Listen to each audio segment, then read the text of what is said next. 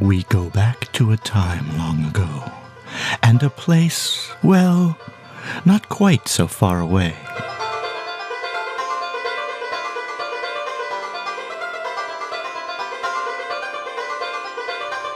We go back to men who were dreamers.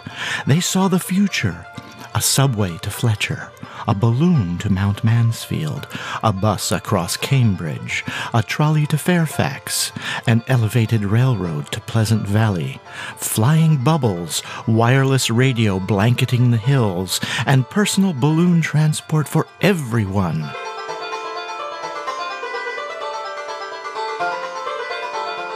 Yes, they were dreamers.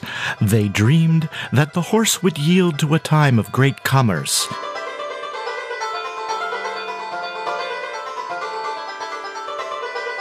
And they were right, because by 2008, Bruce and Susan McMillan and their Cambridge Village Market became Vermont Grocers Association Retailer of the Year. Cambridge may have been the village of the wrong way bridge, 3,000 people and busy Route 15, but the market wasn't much of a store 16 years ago. It was for sale, and they had enough of it. They owned it for 5 years. The store was nothing like it is today. It had all wooden shelves in here, all old Coke coolers. The 3-door Coke coolers are all around it, a very tiny store. After I had it for about a year, we knocked the wall out and we put the soda cooler. We have a soda cooler and there's a walk-in freezer attached to it. We put that on as the first addition. That wasn't enough for Bruce and his family. The heavy equipment came out. On the back of the building, there was old like shed garage and a little place where we did bottles and store. It was built on posts and very cold in the winter. Didn't really have much use. I was afraid it was going to fall off the building. So we took that off and we put a full basement in and we virtually doubled the size of the store. What sort of family could give rise to such commitment to improvement? I was born in New Haven, Connecticut, moved to Burlington when I was probably 1 or 2. My mother was from Canada and my father was from Boston. My mom and dad unfortunately never got to see my true success in the store. My father was kind of leery when he lent me a little money to help get it started. I think in his mind he knew that it would work, and also I really think he wished he had tried something like this on his own. I have a wife named Susan, and Susan teaches 2nd grade at Summit Street School in Essex Junction. We have one son, Alex, who is a sophomore at the University of New Hampshire, and Alex has always worked in the store, probably since he was old enough to pick something up and put it on the shelf. And it's the commitment in the local community. If any local farmers have something to sell, we will sell it. We do a lot with the Farm Between, which is in Jeffersonville, and is a sustainable agricultural farm. He also grows pumpkins for me, about 6,000 pounds worth. The pumpkins really look nice outside the store. They just really add a lot to it. Okay, maybe not that many pumpkins.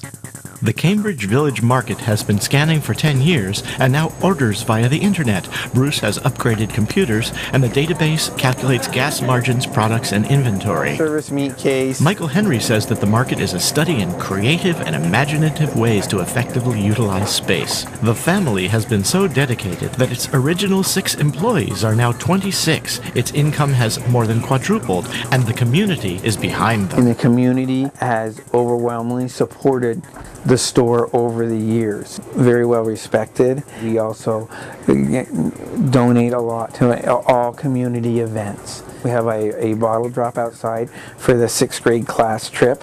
I'm also a member of the Cambridge Rotary, which this year we brought back the Cambridge Fun Run that had been defunct for a number of years. And then the Rotary money is given back to the community. Wayne Freeman's bear looks out from the gas pumps, one of the many ways that the Cambridge Village Market is unique within its community of 64 square miles. Bruce plans to keep reinventing.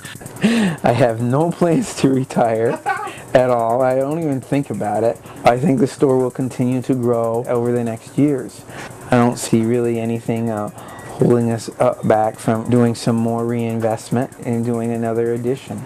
My wife will cringe.